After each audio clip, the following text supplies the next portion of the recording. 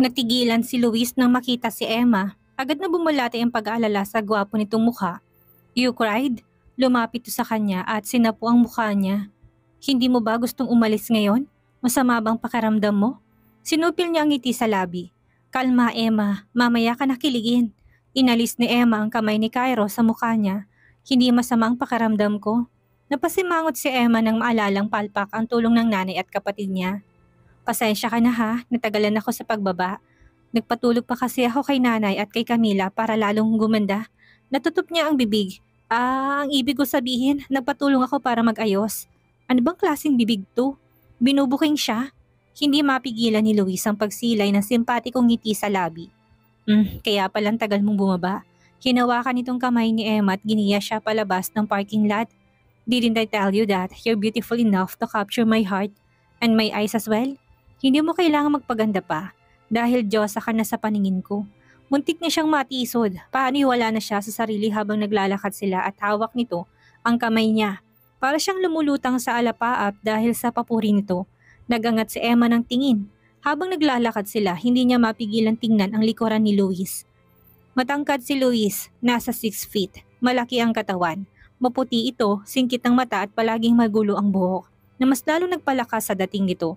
Mapula ang labi ng binata. Maputi rin ang pantay nitong mga ngipin. Maihahalin tulad to sa isang Chinese actor. Gwapo at mukhang palaging mabango.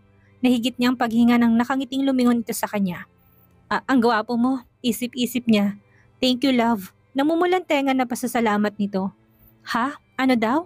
Hinila ni Emma ang kamay. Napatakip siya ng mukha nang wala sa oras. Nasabi ba niya ng malakas ang nasa isip niya? Nakakahiya naman. Kumalat sa paligid ang malakas nitong halakak. Anong nakakatawa?" Sikmat niya sa binata. Hindi ito sumagot. Bagkos ay lumapit to sa kanya. Tinawakan ulit ng kamay niya. "Huwag kang bibitaw sa akin, love. Mas masarap at magaan kasi sa pakiramdam kapag hawak kong kamay mo. Saka wag na wag mo akong bibitawan, katulad ng hindi ko pagbitaw sa'yo." "Love?" Imbis na sitahin nito ay napangiti si Emma sa kilig. Hindi pa sila nakakaalis pero umaapaw na sa matinding tuwa ang puso niya. Nang makasakay sila ng kotse, ito pa ang nagkabit ng seatbelt niya. Parang nananadya pa ito na ilapit ang mukha sa mukha niya. Amoy na amoy tuloy ni Emma ang mabangong hininga nito. Pagdating nila sa restaurant ay walang ibang tao maliban sa kanilang dalawa. Mukhang narentahan ng binata ang buong resto para sa kanilang dalawa. Habang naghihintay ng order nila ay mayroon isang banda ng mga musicians ang tumutugtog sa entablado para sa kanilang dalawa. Naalala niyang biglang picture na pinakita sa kanya ni Ashton. Hindi siya pwedeng magkamali. Hindi pa siya buntis noong kinuhanan siya ng picture ni Luis ng panahon na yon.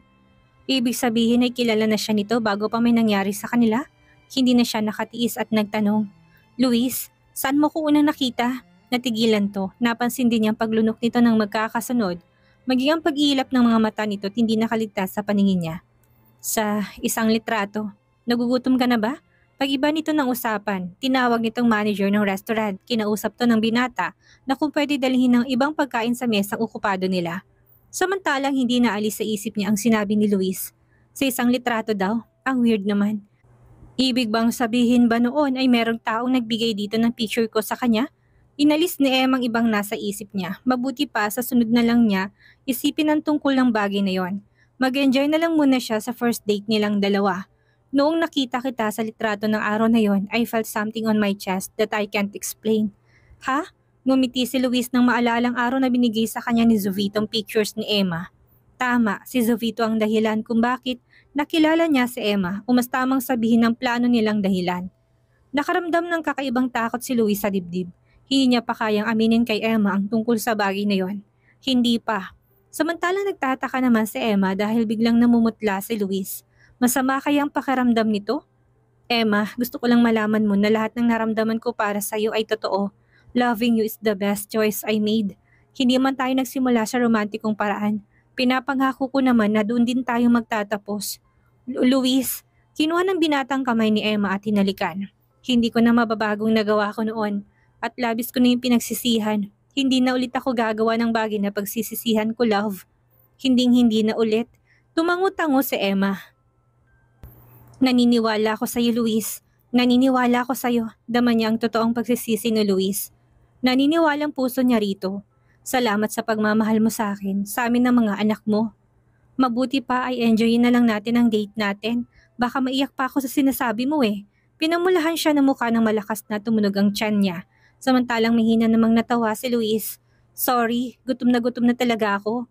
Hindi kasi siya nakakain ng maayos kagabi dahil sa sobrang pagka-excited niya. Nakakahiya, baka mamaya mawalan pa siya ng malay dahil sa gutom. Pwede bang kumain na tayo? Natatawang tumango ang binata, bakas ng kaligayahan sa mukha nito ngayon. Sobrang umapaw na sa tuwa ang puso ng binata nang sabihin ni Emma na naniwala to sa kanya. Kumain na tayo, nagugutom na rin ako. Baka mamaya ikaw pang makain ko. Luis, namumulang mukha na sikmat ni Emma sa binata. Kakain daw, ano naman kayang klaseng kain yun? Lalo tuloy siyang pinamulahan ng pisngi. Si Luis kasi kung ano-ano sinasabi sa kanya, hindi naman tuloy siya makakain ng maayos. Tuwang-tuwa ang kambal, napapatalon pang mga ito nang sabihin ni Luis na pupunta sila ng Disneyland next month. Ito ang kauna-unahang mag-out of town sila ng kompletong pamilya. Pinagmasdan nilang dalawa ni Luis sina Angel at Ashton. Kahit sila napapangiti dahil kitang-kita nilang labis na kaligayahan sa mukha ng dalawa. Pinahid niya ang luha, naiyak siya, nagiging emotional talaga si Emma pagdating sa mga anak niya. Ang saya ng kambal. Mas lalo siguro silang sasaya kapag sinagot mo na ako. Hirit nito. Hindi niya mapigilang ikutan to ng mata. Huwag mo nga akong hiritan dyan dahil hindi tatalab yan.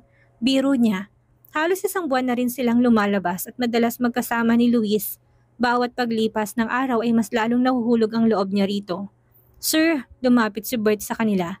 Naka-brush up ang buhok nito. Umaalingaso ang amoy ng pabango nito sa paligid. Nakasuot ng long sleeve na puti, pants na puti, sapatos na puti, sombrerong puti, napangiwi siya. Kung hindi mukhang a-attend ito ng concert, mukha naman tong pupunta ng burol. May date ka? Nakangising tanong ni Luis. O wala sir, tinigilan ko ng date na yan. Saka masyado na ako matanda para sa bagay na yan. Kakain lang ako sa isang restaurant. May kasama ka? So may date ka nga, gate niya. O wala nga ma'am, ang kulit niyo naman ni sir. O siya, alis na ako. Dahil baka mapurnada pang lakad ko kapag nakita ko ng kambal. Nag-spray ito ng pabango sa bunganga kaya napangiwi na naman siya. Manang Bert, let's play po! Namutla si Bert nang makitang kambal na tumatakbo palapit dito. Aalis na ako. Nagkukumahog na tumakbo ang matanda. Napasimangot naman ang kambal, lalo na si Angel. Mommy, Daddy, gusto ko pong maglaro pero wala na po si Manang Bert. Maktol ni Angel, kandahaba ang nguso nito habang hawak ang mga Barbie dolls nito. Nakahanda na rin ang wig nito at mga makeup para kay Bert. Napailing sila ni Luis, hindi na sila magtataka kung bakit tinataguan ni Bert si Angel eh. Paano hindi tinitigilan itong tinitigilan sa paglalagay ng makeup ang matanda? Pati iba't ibang klase ng wig ang nilalagay nito sa ulo. Don't cry Angel, babalik din naman si Manang Bert later. For the meantime, si Daddy na munang kalaro natin. Nginitian ni Ashton na nakakaloko ang ama. Maglalaro kami ni Daddy ng chess habang inaayusan mo siya. Isn't that fine? Muntik na siyang mapahalakak ng tawa na makita niya kung paano umalon. Ang lalamunan ni Luis. Tumulo rin ang pawis nito sa noo. Na-imagine pa lang ni Emma. Napuno ng makeup ang mukha nito yung natatawa na siya. Lumiwanag ang mukha ni Angel. Yay! Pagagandahin ko si Daddy! Wait anak, pigil ni Luis sa anak. Hindi ba pwedeng si Mommy na lang? Daddy is a man. Saka sumingit agad si Ashton. Dad, lalaki rin naman si Manang Bert pero nagpapalagay siya ng makeup. Teka, ano nagpapalagay? Mas tamang sabihin na napipilitang magpalagay. Nang makita ni Luis na nagbabadya ng umiyak ang anak ay wala na itong nagawa. Alright, ano pa nga bang magagawa ko? Malakas sa akin ng prinsesa ko. Yay! Thank you po, Daddy! I love you po! Hindi nakaligtas sa kanyang paningin ng pagsilin ng ngiti sa labi ni Luis. Maging si Ashton ay napa-thumbs up pa. Natutuwa itong makitang masaya ang kakambal, ganitong pamilyang pinapangarap niya. Akala niya hindi na ito matutupad dahil wala siyang lalaking magugustuhan. Pero ngayon ay narito na, nasa harapan na niya. Nagkatotoo ng hiling niya, hindi lang ama ng kanyang anak na kukumpleto sa pamilya nila ang dumating. Dumating din ito para patibukin ang kanyang puso. Hindi niya maiwasan ng matawa ng malakas ng mapansin walang ginawa si Luis kundi ang lumunok ng laway habang pinagpapawisan. Mukhang kabado to sa kalalabasang nang gagawin ng anak nilang si Angel. Tatawa-tawa naman si Ashton habang nilalatag ang chessboard. Tss, from now on, I will hire the babysitters to play with them. Para naman hindi ako napagtitripan itong mga anak mo. Nang dumampi ang makeup brush, sa mukha ni Luis ay lalo tong pinagpawisan. Tawa ng tawa sila ni Ashton nang makabuo si Angel ng malaking pula sa pisngi ni Luis. "Dad, you look like a clown!" sabi ni Ashton na kanasingit lalo ng mata ni Luis. "Tinalo mo pang mga bakla sa namumutok mong blush on." Mas lalong napasimangot si Luis pero pagkaraan ng ilang sandali ay napangiti na ito. Ang makitang masayang babaeng mahal na mahal niya kasamang dalawang anghel ng buhay niya ay nagbigay ng kakaibang ligaya sa dibdib niya. "I love you, Emma." Napatigil sa pagtawa si Emma. "Mommy, I love you daw po, sabi ni Daddy." Pukaw ni Angel sa ina. Kasalukuyan na nitong nilalagyan ng lipstick ang ama sa labi. Nahihiyaman ay mas nanaig ang kiliti sa puso ni Emma. Sir, may matandang babae nanggugulo sa labas." Humihingal na imporma ng isang tauhan ni Luis. "Papuputukan ba namin?" Naguluhan tumingin siya kay Luis. "Papuputukan? Anong ibig nito sabihin?" Nang makita ni Luis ang naguguluhang ekspresyon ni Emma ay kaagad tong nagpaliwanag. "Ang ibig sabihin ng tauhan ko'y paaalisin." Madilim ang mukha na bumalik to sa lalaki. "Susunod na ako." Maikling tugon ni Luis na ikinalunok ng lalaki. Nasa mukha ng among pagbabanta na ngayon mismo umalis na siya sa harapan nito. "Copy, sir." "Baby, alis na muna sandali si Daddy. Don't worry, I'll be back. Si Mami na munang lagyan mo ng makeup, okay?" "Sige po, Daddy. Balik ka po kaagad, ha?" Nakakaunawang sagot ng paslit. "I'll be back, love." Paalam ni Luis kay Emma. Bumaling to kay Ashton. "Take care of your mommy for me." May kahulugang ani niya sa anak na kaagad naman itong tinanguan. Nang mapansin ni Ashton na naguguluhan pa rin ang ekspresyon ng mami niya ay inagaw niyang pansin ito. "Mommy, tayo na lang po maglaro ng chess. Baka po kasi mamaya pa si Daddy bumalik." "Okay." Naisagot na lang ni Emma. Sino kaya nanggugulo sa labas? "Mr. Tan!" Makailang ulit na kilalampag na may edad na si Mrs. Marcelo ang malaking gate na bakal. Wala itong tigil sa kakasigaw. Nasa boses nitong pagmamakaawa. "Mr. Tan, nakikiusap ako, lumabas ka!" Umatras ang ginang nang bumukas ang malaking tarangkahan.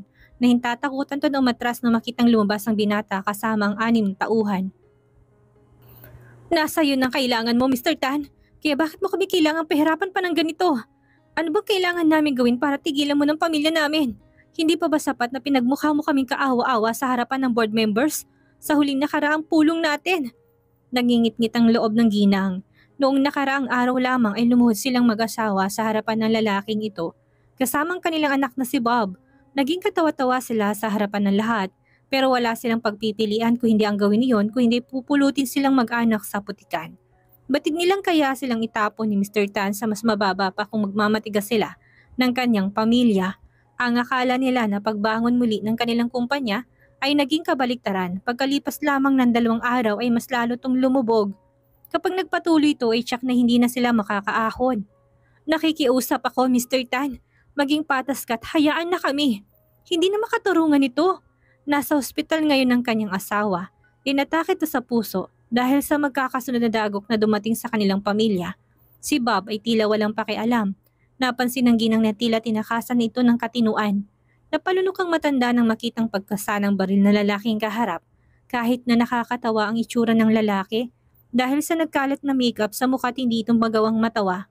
Sumisigaw sa paninindak ang malamig nitong tingin na kahit na sino'y mapapaatras dahil sa matinding intensidad na dala ng aura nito. Wala nang bakas ng mabuti at mapagmahal na lalaki na kanina lang ay nakalarawan sa mukha ng binata habang kaharap ang kanyang mag-ina. "You should not blame others for your lack of expertise and strategy when it comes to managing the company. Malit na nga lang ang kumpanya nyo, hindi nyo pa ito mapatakbo ng tama." Nagpuyos ang dibdib ng ginang sa natanggap na insulto. "Patas?" Tumalim ang mata ni Luis. "Sino bang hindi naging patas sa atin? Hindi ba kayo ng anak mo?" "Minahal lang ng anak kong hampas lupang babaeng yon." Ang lahat ng gustong sabihin ng matanda ay naglaho sa hangin nang itutok ni Luis ang hawak na baril sa kinatatayuan nito. "Mr. Tan!" Kandautan lang matanda sa labis na takot sa lalaking kaharap. Batid nitong hindi ito magdadalong isip na kunin ang buhay niya ngayon. Mismo sa kinatatayuan niya, nasa mata nito na handa itong pumatay. "Address her like that, I swear I will kill you right here. Tignan na lang natin kung saan kakayang dalhin ng kakatihan ng dila mo." Tila naluna naman ang matandang sariling dila. "Naging mabuti pa ako sa lagay na ito, Mrs. Marcelo. Kung masusunod lamang ako, mas matindi pang mararanasan ng pamilya mong hirap kumpara sa dinaranas niyo ngayon. Kulang pa itong kabayaran sa ginawa ng anak mong pagtatago sa mag-ina ko." Tumiim ang bagang ni Luis. You think I didn't know that you ordered to drag her that night at the club? His cold voice thundered. Gusto ni Luis na iputok ang hawak, subalit nagpipigil lamang siya. You should have been buried in the ground, Mrs. Marcelo. So just be thankful that you are still alive until now. Dahil kung hindi ko lang iniisip na baka sumama ang tingin sa akin na mag-ina ko, ay nakabaon ka na sa lupa ngayon. Hindi, paano to nalaman ng lalaking tong ginawa niya noon? Umatras sa matanda sa takot. Get off my property, Mrs. Marcelo. Never show your face in my territory again, he ordered. Lulugulugong umalis si Mrs. Marcelo, walang magawa ang ginang. Kasalanan to lahat ng babaeng yun. Kung hindi dahil sa hampas lupang iyon, hindi nila daranasin ang ganitong paghihirap. Masyadong malakas ang kamandag nito para kabaliwan ng kanyang anak. Pati si Mr. Tan ay kinabaliwan na rin ito. Gaga ka, Nikki, asik ng matanda sa isip. Sa dinami-dami ng lalaking pwedeng makagalaw kay Emma, bakit si Mr. Tan pa? Bakit ang magaling at kilalang binatang negosyante pang naging ama ng mga anak ng mababang uri ng babaeng katulad nito? Hindi niya ito matatanggap. Magbabayad kang babae ka, magbabayad ka. Napakamot sa kilay si Emma habang nakatingin sa mga chess pieces na nasa harapan. Hay naku naman, bakit hindi siya manalo-nalo sa anak niyang si Ashton? Daig pa niyang nakikipaglaro sa matanda. Mom, you lost again? Ashton is so good in this game po. Kahit po si Daddy natatalo po niya eh. Napangiwi si Emma. Anak ng toko naman oh. Si Luis nga hindi natatalo pa. Siya pa kaya na hindi kagalingan? Huminto si Angel sa paglalagay ng wig sa ulo niya nang makitang daddy nito. Daddy! Buti dumating ka na. Nangangapal ng mukha ko sa kakalagay niya ng foundation. Teka, bakit namumulang mukha mo? Lumapit siya rito at sinuring mukha nito. Namutla siya. Ano nangyari sa mukha mo, Luis? Bakit ang dami mong rashes? Allergy si Luis sa formaldehyde. Isa sa uri ng chemical na ginagamit sa makeup. Kaya pala todo tanggi ito noong una na magpalagay kaya pinagpapawisan pala ito dahil doon. Bakit hindi mo naman kasi sinabi, Luis? Maintindihan naman ng mga bata kung ayaw mo. Sa gilid ay umiiyak sina Ashton at Angel. Nakukonsensyang dalawa dahil akala ng mga ito ay malala ang lagay ng daddy nila. Daddy, huwag ka pong mamamatay ha. Hindi na po kita lalagyan ng makeup, promise po. Malakas na tungal ni Angel. Sorry po, Dad. Hindi ko po alam. Ani naman ni Ashton. It's just an allergy. Malayo sa bituka. Humahangos na pumasok si Bert sa kwarto. Sir, ano nangyari? Bakit kina-ospital? Humihingal pa ito. Alalang-alala ito nang malamang nasa ospital ang amo nang mapatingin ng lalaki sa mukha ni Luis ay natigilan to. Sir, ano nangyari? Bakit mukha ka ng kutong lupa ngayon? Pinandilatan niya ng mata si Bert. Anong kutong lupa? Ang gwapo pa rin kaya ni Luis. Kumamot to sa ulo. Wala naman ako sinabing pangit ng kutong lupa si Sir Ma'am. Dahilan nito, tumaas ang kilay nila ni Luis nang mapansin na puno ng bahid ng lipstick ang pisngi ni Bert. Manong Bert, ang dami niyo pong makeup sa cheeks. Sino pong naglagay niyan? Inosenteng tanong ni Angel. Sige, labas na ako. Okay naman pala si Sir. Kung kailan tumanda, saka pumapag-ibig. Natatawang saad ni Luis, halatang natutuwa ito sa inaasal ng kanang kamay nito. Kumunot ang noon ni Luis nang abutan niya ito ng papel. Tumikim siya. Lahat ng mga allergy mo, mga ayaw mo at gusto isulat mo dyan lahat. Gusto ko kasing malaman lahat ng tungkol sa'yo para naman hindi ako nag-aalala ng ganito. Saka diba, mas maganda na yung marami akong alam sa'yo. Dapat tili siya ng hatakin siya nito pahiga sa tabi nito. Luis naman, nasa ospital kaya tayo. Bakit ko pa isusulat sa papel na ito kung pwede ko namang sabihin sa iyong lahat? Nakagat niya ang labi, sobrang pamumula ng pisngi niya dahil sa mainit na hininga nitong tumatama sa kanyang leeg. Paano ay nakayakap ito mula sa likuran niya habang nakaamoy sa kanyang leeg. Mabuti na lang at abala sa pag-uusap ng kambal kung hindi tutuksuhin na naman sila ng dalawa. Masaya ka ba? Walang pag-aalinlangan na tumango siya at sumagot. Oo, masaya ko, Luis. Sobrang saya ko. Luis sighed in relief. Well, that's all I wanted to hear. Humigpit ang yakap nito. Masaya din ako, Emma. Napakasaya ko dahil kasama ko na kayo. Sana wala nang katapusan ng kasiyahan nila. Ito lang ang hiling ng puso niya. Panay ang buga ng hangin ni Emma habang nakatingin sa salamin. Kinakabahan siya na kinikilig. Ngayong araw kasi tatapatin na niya si Luis na mahal din niya ito. Bakit pa niya patatagalin kung pareho naman sila ng nararamdaman? Relax, Emma, okay? Inhale, exhale. Siya mismo nagalo kay Luis na kumain sila sa labas. Nagpatulong pa siya kay Camila para magpa-reserve sa isang maganda at mamahaling restaurant. Ate Emma, tara na. Baka maunahan tayo ni Kuya Luis doon sa resto. Lumapit sa kanya si Camila at tatawa-tawa ng tinignan siyang mukha. Parang bibitayin ka naman. Magde-date lang naman kayong dalawa. Bukang harmless naman si Kuya Luis. Pero kung mamutla ka, parang hindi ka nasisikatan ng araw bukas. Bus ka nito. Che, ang ingay mo. Parang hindi ka nanginginig sa takot sa asawa mo noon na. Naikwento kasi nito sa kanya ang pinagdaan ng takot sa asawa nito. Kung makaasar, akala mo naman hindi takot na takot sa asawa noon. Siya naman ang natawa na ngumuso ito. Bakit ka nga pala nandito ka pa? Baka mamaya hanapin ka ng asawa mo. Kapag nawala ka pa naman ng matagal, lahat na lang binubulabog.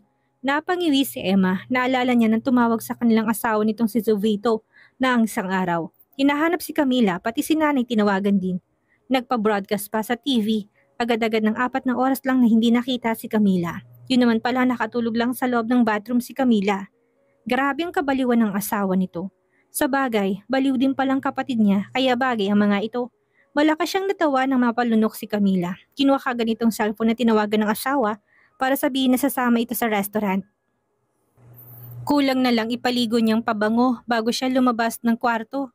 Bye babies, mamaya babalik din si mommy at daddy ha. Paalam niya sa anak.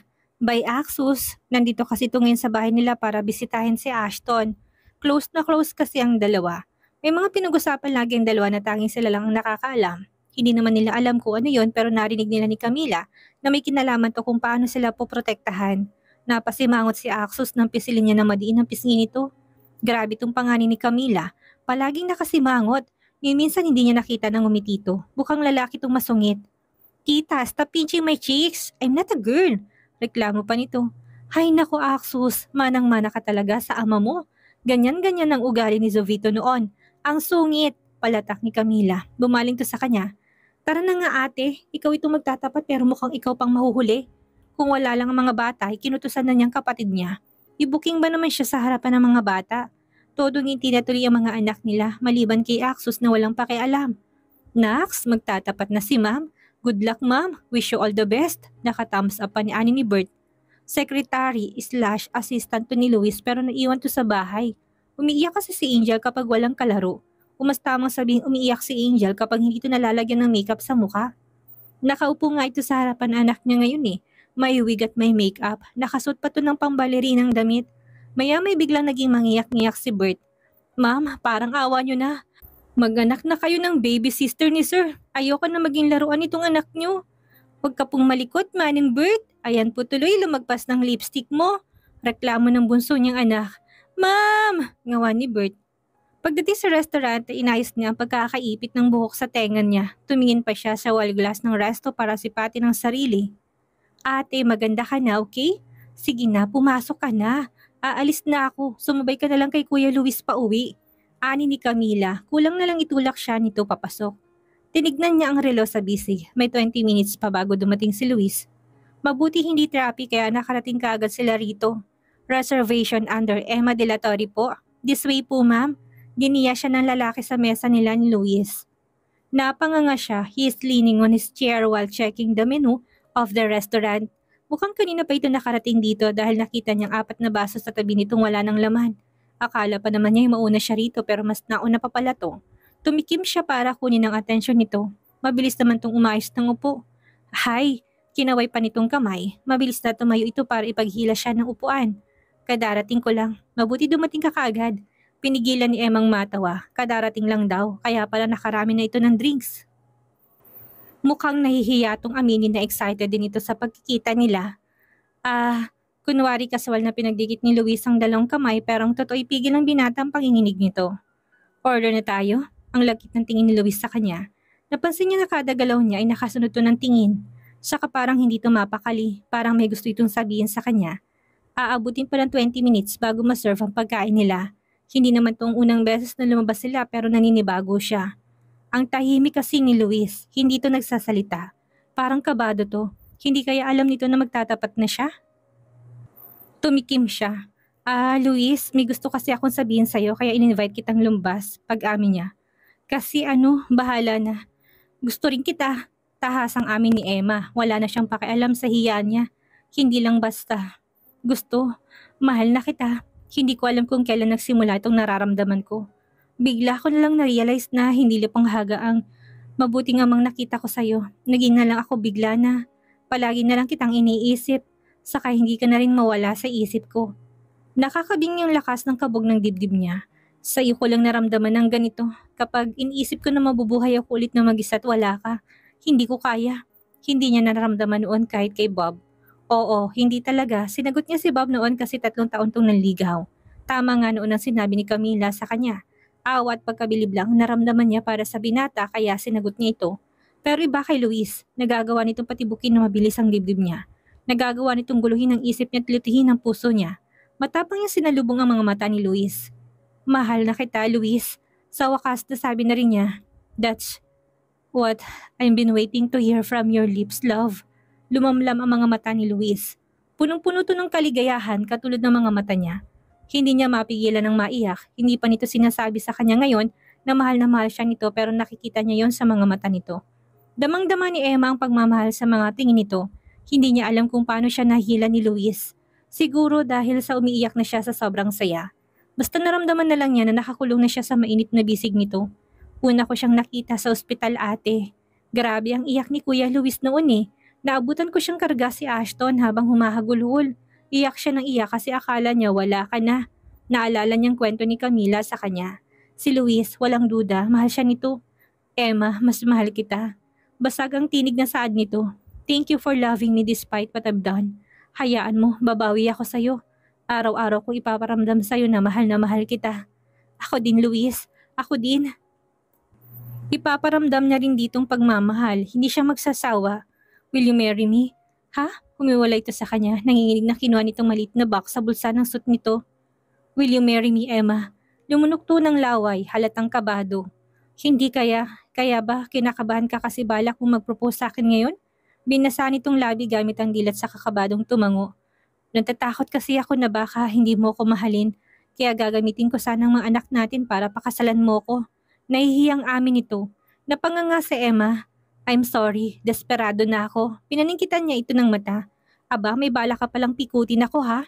Sunod-sunod tong napalunok, mukhang hiyang-hiya talaga to sa balak gawin. Nakangiting nilahad niya ang kamay. Mahal na kita eh, tatanggi pa ba ako na pakasalan ka? Ginuso niya ang kamay. Sige na, isuot mo na sa daliri ko ang singsing. Agad na namulang mata ni Cairo na marinig ang sinabi ni Emma. Oh God, naluluha sa kaligayahang sinuot nito ang singsing sa daliri niya. I love you, Emma. Thank you for letting me to be your man.